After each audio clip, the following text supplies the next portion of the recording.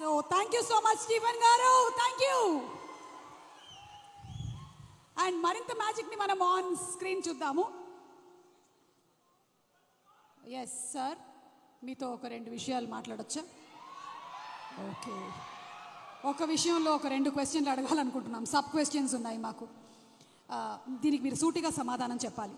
2 పేర్లు చెప్తాను, వాళ్ళల్లో మోస్ట్ హ్యాండ్సమ్ ఎవరు అనేది మీరు చెప్పాలి. ఏ డాక్టర్ ఎం మోహన్ బాబు గారు, బి విష్ణు మంచు గారు. ఈ 2లో కల్లా ఎవరు మోస్ట్ హ్యాండ్సమ్? మోస్ట్ హ్యాండ్సమ్ నీ పేరు చెప్తాను అనుకున్నావు కదా, Vishnu. Most handsome boy on the surface of earth. అలా ఎలా చెప్పేశారు సార్? ఇంకేం అడుగుతావు అడుగు. ఒకవేళ కనుక మోహన్ బాబు గారు సినిమాల్ని మిమ్మల్ని హీరోగా పెట్టి రీమేక్ చేస్తే ఈ 3 సినిమాల్లో నుంచి మీరు ఏ సినిమాలో చేయాలనుకుంటున్నారు? ఎందుకు? A Alludu Garu, B Pedarayudu, C Assembly Rowdy. Assembly Rowdy. ఎందుకు? ఎప్పుడో చేసేవాడిని నన్ను. అసలు అసెంబ్లీ రౌడీలో ఫస్ట్ నన్నే అడిగారు, నేను రిజెక్ట్ చేశాను. ఎందుకంటే అది పూర్ సబ్జెక్ట్, దాని గురించి పెద్ద మనకెందుకు అనుకున్నాను. బట్ మోహన్ బాబు గారు వచ్చి రిక్వెస్ట్ చేసి నేను చేసుకుంటాను, దయచేసి నాకు ఆ అవకాశం కల్పించండి అని ఇంటికి వచ్చి ప్రాధేయపడితే ఏం చేస్తాం సుమా? సార్, దీని వెనకాల ఇంత కథ ఉందా? ఇప్పటి వరకు మాకు తెలియలేదు. యమదొంగలో కూడా ముందుగా మిమ్మల్ని అనుకున్నారంట. యమదొంగలో నన్ను అడగలేదు, ఎందుకంటే ఆ యముడు అట్లాంటి క్యారెక్టర్లకు ఆయన సరిపోతాడు. బయట సరిపోతాడు, సినిమా సరిపోతాడు. Okay sir, critical question. Mohan Babu గారిలో మీకు క్రిటికల్ క్వశ్చన్ నీకా నాకా? Answer sir, answer. Mohan Babu గారిలో మీకు నచ్చే ఒక విషయం, నచ్చని ఒక విషయం, 2. నచ్చే విషయం లేదు, నచ్చని విషయం లేదు. అసలు మోహన్ బాబే నచ్చడు నాకు. Yes sir, what are you talking? పోతాననుకున్నారు సార్, నేను అవాక్కయ్యాను. నువ్వు అవాక్కైనా నాకేం అభ్యంతరం లేదు, కానీ మోహన్ బాబు నాకు నచ్చడు. ఎందుకు సార్? రీజన్స్ చెప్పాలా? 1, 2, లక్ష, కోటే? వదిలే తల్లి, ఇప్పుడు అట్లాంటి విషయాన్ని అడగొద్దు. ఓకే, సో బ్రహ్మానందం గారు మరికొద్దిసేపట్లో స్టేజ్ మీదకి వస్తారు, ఇంకాసేపు ఇక్కడే ఉంటారు. కాబట్టి ఇంత చెప్పిన తర్వాత ఇక్కడ ఉండడం కొంచెం కష్టం అంటారా? వెళ్ళిపోవడం అంతే. ఓకే, మరి ఇంకా ఆలస్యం చేయకుండా మా హాస్య బ్రహ్మ, ఇందాక ఆయన చెప్పినవన్నీ సరదాగానే ఆయనకు మోహన్ బాబు గారు అంటే చాలా ఇష్టం. ఎస్, ఒక మహానటుడిని ఇష్టపడిన వాళ్ళు ఎవరు ఉంటారమ్మా? అంటే నేను ఒకసారి మోహన్ బాబు గారిని కూడా అడుగుదాం అనుకుంటున్నాను, ఆయన ఏం చెప్పాలనుకుంటున్నారో. ఇందాక మీరు చెప్పింది సార్, ఇందాక బ్రహ్మానందం గారు చెప్పిన దాని గురించి మీ స్పందన తెలుసుకోవాలనుకుంటున్నాం. బ్రహ్మానందం ఏం చెప్పినా కరెక్టే. అంతేనంటారా సార్? అతనికి ఎదురు చెప్పడం నాకు ఇష్టం లేదు. I love him. అంటే బ్రహ్మానందం గారు పెద్ద డాన్ అంటారా? నేను భయపడుతూ ఉంటాను. బ్రహ్మానందం గారు అంటే మోహన్ బాబు గారు భయపడుతున్నారంటే ఇంకా నేను బ్రహ్మానందం గారంటే భయపడ్డు, నిజానికి భయపడతాడు. బ్రహ్మానందం అంటే నిజం, నిజం అంటే బ్రహ్మానందం. కాబట్టి మరి ఇక ఆలస్యం చేయకుండా మా హాస్య బ్రహ్మ, the Guinness book of world record holder, అలాగే పద్మశ్రీ అవార్డీ బ్రహ్మానందం గారిని సాధారణంగా వేదిక మీదకి రావాల్సిందిగా రిక్వెస్ట్ చేస్తున్నాము. కన్నప్ప సినిమాలో మనకి ఒక విభిన్నమైనటువంటి పాత్రతో కనిపించబోతున్నటువంటి బ్రహ్మానందం గారికి సాదర స్వాగతం పలుకుతూ కనిపిస్తున్నాము. And escorting him on stage మా Vishnu garu, hard work and డెడికేషన్కి కేర్ ఆఫ్ అడ్రస్, అలాగే మా అసోసియేషన్ ప్రెసిడెంట్గా కూడా ఎన్నో అద్భుతమైనటువంటి కార్యక్రమాలను చేస్తూ త్వరలోనే రిలీజ్ అవుతున్నటువంటి ఈ సినిమా విష్ణు గారికి చాలా పెద్ద సక్సెస్ అవ్వాలని మనస్ఫూర్తిగా కోరుకుంటూ ఉన్నాము. బ్రహ్మానందం గారు, మీకు స్వాగతం. అండ్ అలాగే ఇప్పుడే ఇక్కడికి విచ్చేసినటువంటి చిన్ని ఆశ, చిన్నదాని ఆశ రోజా గారు, మన మధుబాల గారు, రోజా మూవీ మధుబాల గారికి స్వాగతం పలుకుతున్నాము. మధుబాల గారు, very very hearty welcome to you.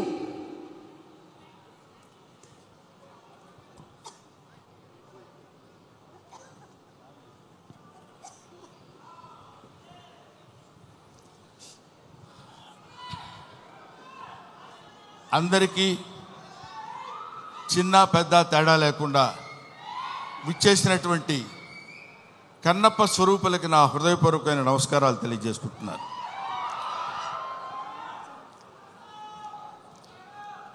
వీడికి ఏం పోయే కాలం ప్యాంట్ షర్ట్ వేసుకొని రావచ్చు కదా అనుకోవచ్చు అందరూ. కొంతమందికి ఆ ఐడియా ఉండుంటుంది. కానీ ఈరోజు ఈ సభ శివతత్వానికి సంబంధించిన సభ, శివుడికి సంబంధించిన సభ, శివ మహత్యానికి సంబంధించిన సభ కాబట్టి ఆయన గురించి మాట్లాడేటప్పుడు ఒళ్ళే కాదు, మనం ధరించిన బట్టలు కూడా జాగ్రత్తగా ఉంచుకోవాలేమో అన్న అభిప్రాయంతో వచ్చాను ఇలాగ.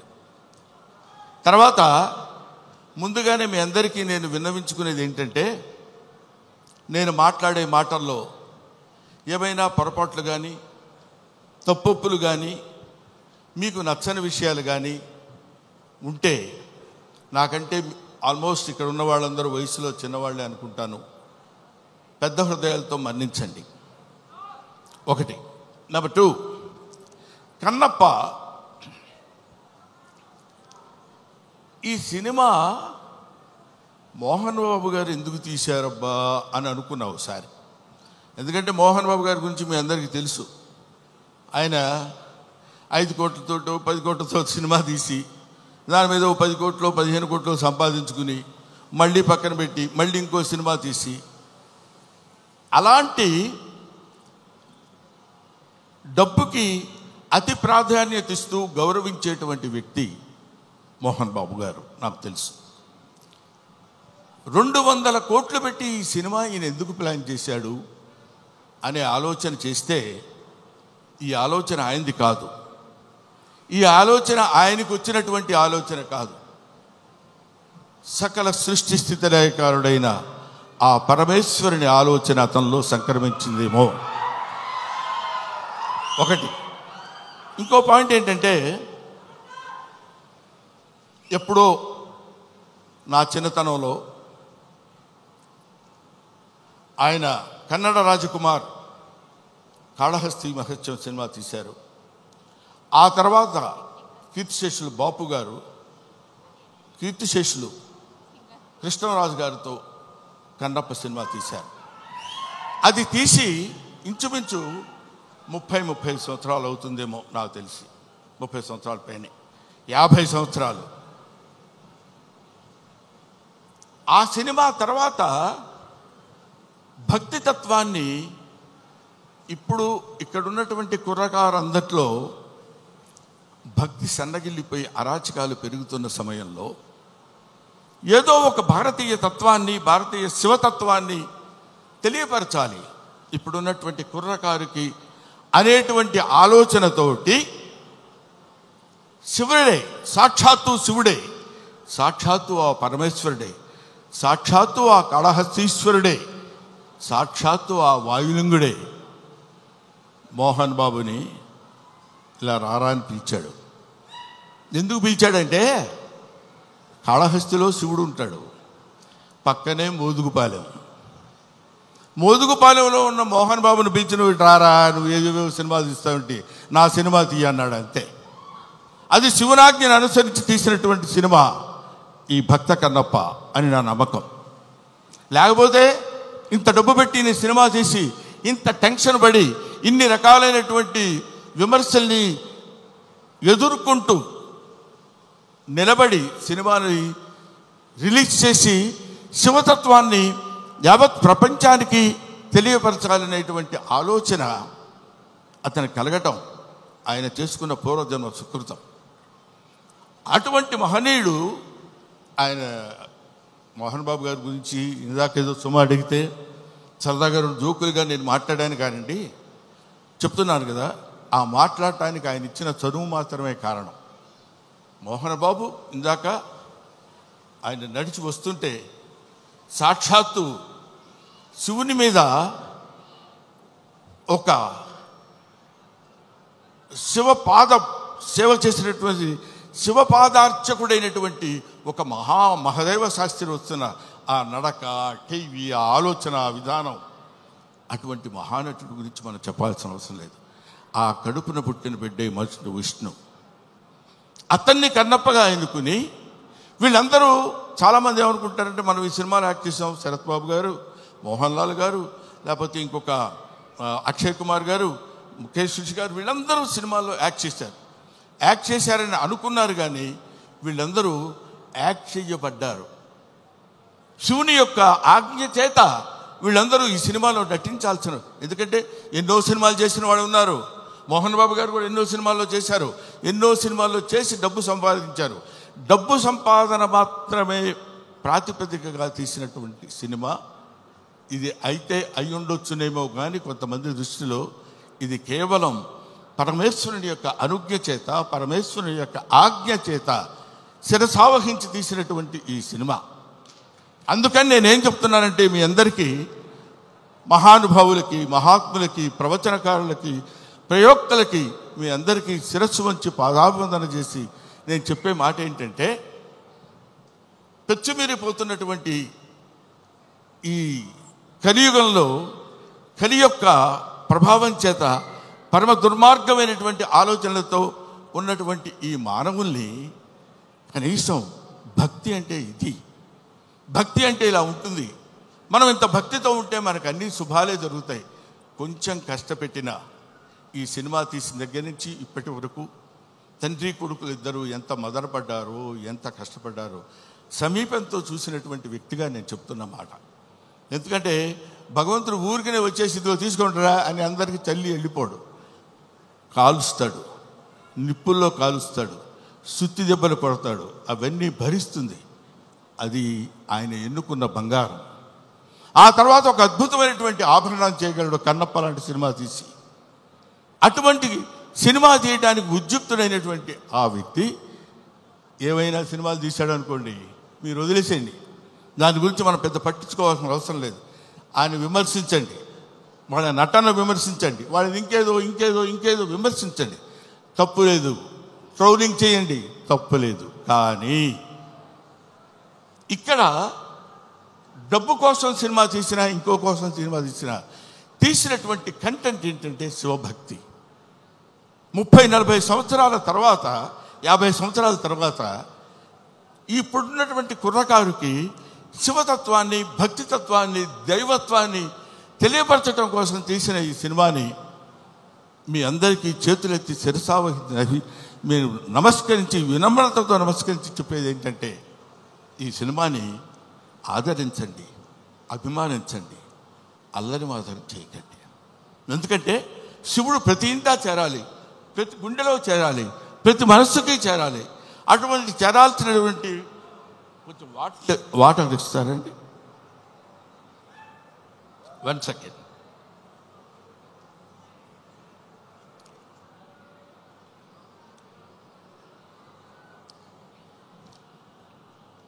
ప్రతివాడి హృదయంలో చేరాలి.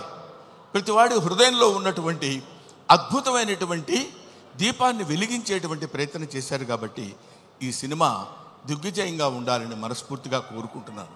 పైగా ఈ సినిమా ఎందుకు ఆడాలని నేను కోరుకుంటున్నాను అంటే, ఇది కేవలం మహోన్నతమైనటువంటి భక్తుల గురించి చెప్పేటువంటి సినిమా మాత్రం కాదు. దూర్జటి మహాకవి, శ్రీకాళహస్తిలో ఉన్నటువంటి దూర్జటి మహాకవి ఆయన చెప్పింది ఏంటంటే, రే ఏంటేంటో వేదాలు, పుణ్యాలు, పునస్కారాలు, హోమాలు ఇవన్నీ చేయటం కాదురా. అవన్నీ తెలియని వాళ్ళు కూడా చాలామంది ఉన్నారు. అవన్నీ తెలియని మనుషులు ఉన్నారు. అవన్నీ తెలియని జంతువులు ఉన్నాయి. అవన్నీ తెలియని పురుగులు, పాములు ఉన్నాయి. అవన్నీ తెలియని క్రిమి కీటకాలు కూడా ఉన్నాయి. వీటన్నిటికీ నేను మోక్షాన్ని ఇవ్వగలను. ఏ వేదంబు పఠించే లోత. సాలెపురికి ఏ వేదం చదువుకుంది? భుజగం ఏ శాస్త్రములు చూచాను. పాము ఏ శాస్త్రములు చూచింది? తాను ఏ విద్యాభ్యసనం వచ్చే కరి. ఏనుగు వెళ్ళిపోయి ఏ విద్యాభ్యాసనం చేసింది? చెంచు ఏ మంత్రం ఊహించాను. చెంచు ఏ మంత్రం ఊహించాడు? వాడికి ఏం తెలుసు? ఏమీ తెలియదు. బోధావిర్భావ నిదానములు చదువులయ్యా కాదు అని చెప్తున్నాడు. బోధావిర్భావ నిదానములు చదువులయ్యా కావు, నీ పాద సంసేవనాసక్తియే గాక జంతు తతికిన్ శ్రీకాళహస్తీశ్వరా. అది ఆయన చెప్పింది. అటువంటి ఆటవిక మానవుడు యొక్క పాత్రని పోషించేటువంటి మా మంచు విష్ణు ధన్యజీవి. ధన్యజీవి. ఎందరో మహానుభావులు పోషించేటువంటి పాత్ర. ఇప్పుడు అతని పాత్ర పోషణ ఎలా ఉందో నేను చెప్పడం, ఆర్టిస్టుల పాత్ర పోషణ ఎలా ఉందో నేను చెప్పి ఈ సినిమా మీరు చూడండి, మోహన్ బాబుకు బోల్డెంత డబ్బులు ఇవ్వండి అని చెప్పడానికి మాత్రం నేను ఇక్కడికి రాలేదు. అటువంటి పాత్రలు, అరుదైన పాత్రలు లభించేటువంటి శక్తి కుర్రకారుగా ఉన్నటువంటి ఆ వ్యక్తికి లభించడం ఒక అదృష్టం. పోతే ఈ సినిమాలో చాలామంది నటించారు. అందరి నటన గురించి ఒక్కొక్కళ్ళ గురించి నేను చెప్పడం కంటే, భక్తి అంటే మనందరం ఏమనుకుంటామంటే, ఆ స్వామి దగ్గరికి వెళ్ళి శనివారం నాడు స్నానం చేసి, అయ్యో శుక్రవారం అండి వాళ్ళు ముట్టుకోను, గురువారం నాన్ వెజిటేరియన్ తిన్నావా, don't bring the God to kitchen level అన్నాడు వివేకానందుడు. భగవంతుడిని కిచెన్ లెవెల్కి తీసుకొస్తారు ఎందుకండి మీరు? అక్కర్లా, మీరు తినండి. కొండల కానలను తిరిగి దుర్జట రాసిన పద్యం చెప్తున్నా, నేను చెప్పేది కాదు. కొవ్విన పందుల లేళ్ల దుప్పులను చిన్నక పెద్దక కారు కమ్మగా ఉండుదురు, నీవిచ్చట ఉండనేలా నా కొడుకు ఆనతీక ఉడుమూరికి రాగదవయ్యా లింగమా, నువ్వు రా. మా చిన్నక్క పెద్దక్క ఉన్నారు, దుప్పి మాంసం, వేట మాంసం, పంది మాంసం తీసుకొచ్చి పెడతాను నీకు. కొవ్విన పందుల లేళ్ల దుప్పులు అంటే నువ్వు తినేటువంటి ఆహారంలో ఉన్నటువంటి విశిష్టత గురించి నీకు నేను సమర్పిస్తాను. సమర్పణలో ఉన్నటువంటి ఆత్మ సమర్పణలో తనకు కలిగినటువంటి భావాన్ని పాదాల దగ్గర చేసి ఆత్మ నివేదన చేసుకున్నప్పుడు శివుడు అనుగ్రహిస్తాడు. బావా దేవుడే లేడంచు దూషించు దుష్టాత్మడని అన్నాడు కన్నప్ప. అటువంటి వాణ్ణి కూడా మార్చి తన వైపు తిప్పుకొని, ఒరే నన్ను ఆశ్రయించు, నీకెవడో దిక్కులేనప్పుడు నేనున్నాను నీకు. ఎందుకంటే ఇంకా ఆయన గురించి చెప్పాలంటే అద్భుతమైన విషయాలు ఎన్నో చెప్పొచ్చు. అందరూ కాదని కింద పడేస్తే చనిపోయిన శరీరాన్ని నేనున్నాను రా నీకు అని అక్కున చేర్చుకునేటువంటి మహానుభావుడు ఆ పరమేశ్వరుడు శివుడు. ఎవ్వడు వద్దొద్దు అయిపోయాడు తీసి పడేయండి కింద అంటాం మనం, మన ఇంట్లో వాళ్ళనే మనం అంటాం. అటువంటి వాళ్ళని అందుకనే దాన్ని ఏమంటారంటే అధికుడని అధముడని నరుని దృష్టిలోనే భేదాలు, శివుని దృష్టిలో అంతా సమానులే. కాబట్టి అక్కడ ఇచ్చట అస్పృశ్యత సంచరించుటకు తావే లేదన్నాడు జాషువా. ఇక్కడ అబ్బాయి నేను వీడు ఫలానా క్యాస్ట్ నేను వీడిని ముట్టుకొని అని ఉండదు. ఇటువంటి శివతత్వాన్ని మన వాళ్ళ వరకు, మన 2 రాష్ట్రాల వరకు అని కాకుండా యావత్ భారతదేశంలో ఉన్నటువంటి ఎవడు శివుడంటే ఇంకా ఎంతసేపు అయినా మాట్లాడతాను. కాకపోతే సుమ లక్కీగా ఇక్కడ లేదు. కాబట్టి ఎందుకంటే మీ అమ్మా నాన్న ఎవరంటే ఫలానా అని చెప్తాం, వాళ్ళ అమ్మా నాన్న ఎవరంటే ఫలానా వాళ్ళని చెప్తాం, వాళ్ళ అమ్మా నాన్న అని చెప్తాం. అలా వెళితే అసలు మీ అమ్మా నాన్నలు ఎవరంటే వాగర్ధావివ సంపృక్తవు వాగర్ధ ప్రతిపత్తయే జగతః పితరవు వందే పార్వతీ పరమేశ్వరవు. జగత్తుకే తల్లిదండ్రులైనటువంటి వాళ్ళు పార్వతీ పరమేశ్వరుడు.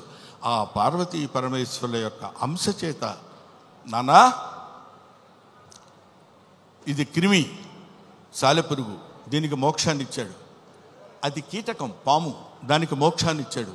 అది జంతువు ఏనుగు, దానికి మోక్షాన్ని ఇచ్చాడు. నాగరికత లేనటువంటి మనిషి, అడవి మనిషి, వాడికి మోక్షాన్ని ఇచ్చిందే కాకుండా శ్రీశైల మహాక్షేత్రంలో తన శిరస్సు మీద పెట్టుకున్నాడు. అదిగో కన్నప్ప గుడి అని మనం చూస్తాం.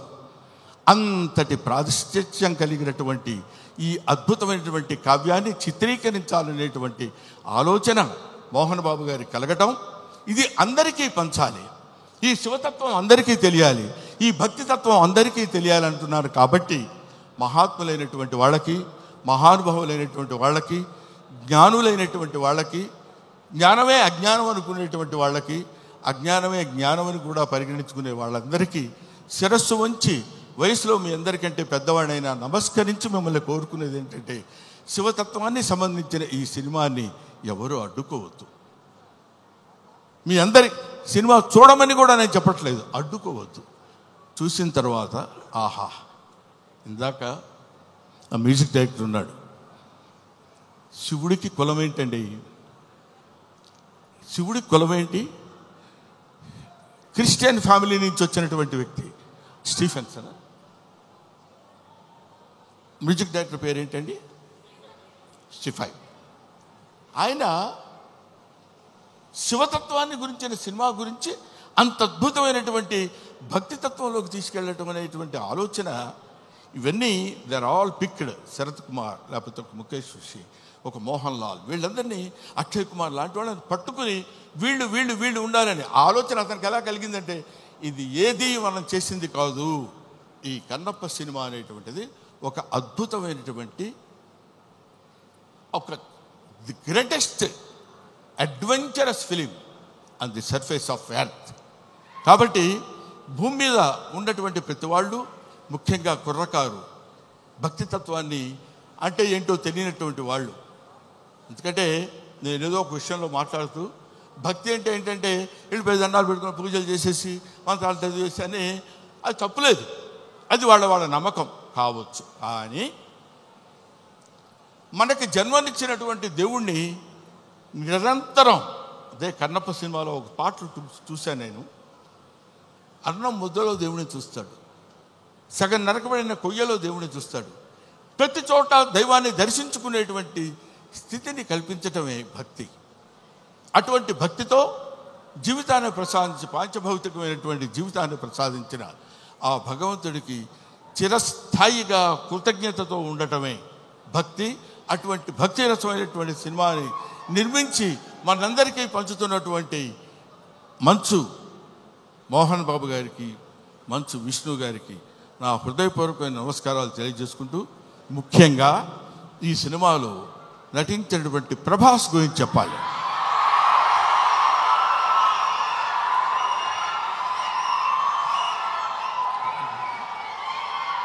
ప్రభాస్ అంటే